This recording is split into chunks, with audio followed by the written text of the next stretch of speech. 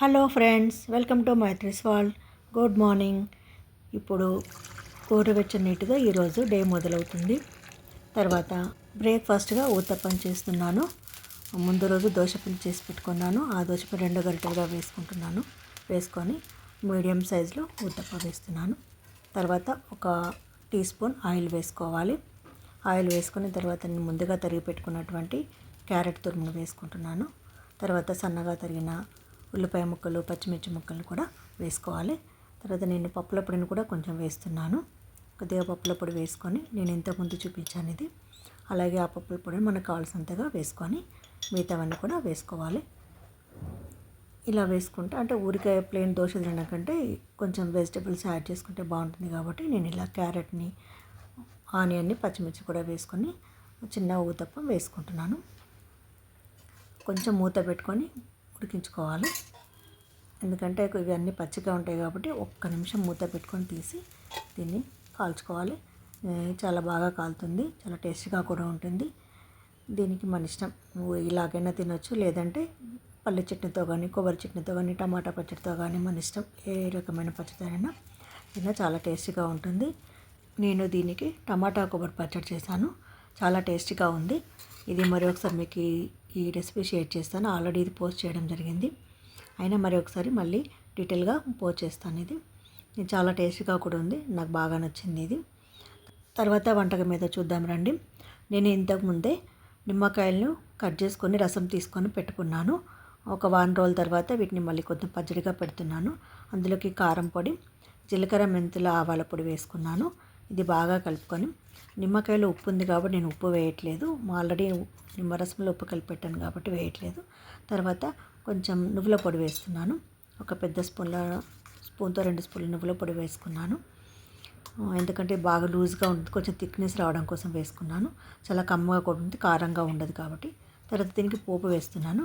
పోపు కోసం చిన్న కడాయి పెట్టుకొని ఆయిల్ వేసి, ఆయిల్లో ఆవాలు, జీలకర్ర, కొద్దిగా శనగపప్పును కూడా వేస్తున్నాను. అది వేయడం వల్ల కొంచెం పచ్చడి లోపల మధ్యలో కరకర తినడానికి బాగుంటుంది కాబట్టి. అలాగే కొద్దిగా మినపప్పును కూడా వేసుకొని వాటిని కొంచెం ఫ్రై చేసుకోవాలి. ఇవి బాగా ఫ్రై కానివ్వాలి. మంచి కలర్ వచ్చిన తర్వాత కొద్దిగా కరివేపాకును వేసుకుంటున్నాను. ఈ కరివేపాకు కూడా కాస్త ఫ్రై అయ్యాక దంచి ఉంచుకున్న వెల్లుల్లిపాయలను కూడా వేసుకొని బాగా ఫ్రై చేసుకోవాలి. ఇది బాగా ఫ్రై కావాలి. ఫ్రై అయిన తర్వాత కాస్త పసుపు వేసుకోవాలి.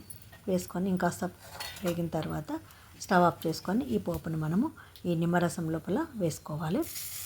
అంతే అండి, నిమ్మకాయ పచ్చడి రెడీ అయిపోయినట్టే. చాలా టేస్టీగా ఉంటుంది.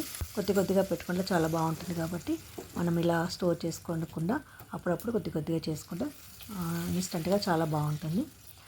ఇది ఒకటి రెసిపీ అయిపోయిందండి. తర్వాత నేను చల్లదప్పడం చేశానండి. దానికోసం ఒక పుల్లటి మజ్జిగను తీసుకొని అందులో ఒక 2 పెద్ద స్పూన్ల శనగపిండి వేసుకొని బాగా ఉండలు లేకుండా బాగా కలుపుకోవాలి. కలుపుకొని కావాల్సిన వాటర్ పోసుకొని కొంచెం పల్చగా ఉండేలాగా చేసుకోవాలి. దాన్ని స్టవ్ పైన పెట్టి మరిగించుకోవాలి. అది కాస్త మరుగుతూ ఉంటుంది. మరిగే లోపల మనం పక్కన ఇంకొక ప్యాన్లో కొద్దిగా ఆయిల్ వేసుకొని లావు మిర్చి కానీ, బజ్జి మిర్చి కానీ, లేదంటే సన్న మిర్చి అయినా సరే, ఇది కారం తక్కువగా ఉన్నటువంటి మిర్చి తీసుకున్నాను. ఇవి వేసుకొని కాస్త ఫ్రై చేసుకొని అందులో వేసుకోవాలి. తర్వాత అలాగే బెండకాయ ముక్కల్ని కూడా కొంచెం పెద్ద సైజుగా కట్ చేసుకొని వాటిని కూడా కాస్త ఫ్రై చేసుకొని మరుగుతున్నటువంటి చల్ల లోపల వేసుకోవాలి. ఇది ఇలాగే మరుగుతూ ఉంది. మరుగుతుండగానే మన పక్కనే పోపు కూడా వేసుకోవాలి. పోపు కోసం మరి చిన్న కడాయి పెట్టుకొని ఆయిల్ వేసుకొని ఆవాలు, జీలకర్ర, మినపప్పు, కొద్దిగా వెల్లుల్లిపాయలు కూడా దంచి వేసుకొని ఆ పోపుని కొద్దిగా పసుపు వేసుకొని ఈ మరుగుతున్నటువంటి మజ్జిగ లోపల వేసుకొని బాగా కలుపుకోవాలి.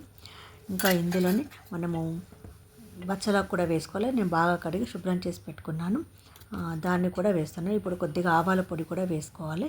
ఆవాల పొడి చాలా టేస్టీగా ఉంటుంది. అలాగే సరిపడేంత సాల్ట్ వేసుకోవాలి. సాల్ట్ ముందు వేస్తే విరిగిపోతుంది కాబట్టి చివరిగా వేసుకోవాలి. తర్వాత నేను ఆకులు కూడా చివరిగా వేస్తున్నాను. ఇది తొందరగా మగ్గిపోతాయి కాబట్టి. అంతే అండి, కాస్త ఒక 5 నిమిషాలు మరిగించుకుంటే చల్లదప్పడం రెడీ అయినట్టే. మీకు ఈ వీడియో నచ్చినట్టయితే లైక్ చేయండి, షేర్ చేయండి, మరి సబ్స్క్రైబ్ చేయడం మాత్రం మర్చిపోకండి. వీడియో చివరి వరకు చూసినందుకు థ్యాంక్ యూ.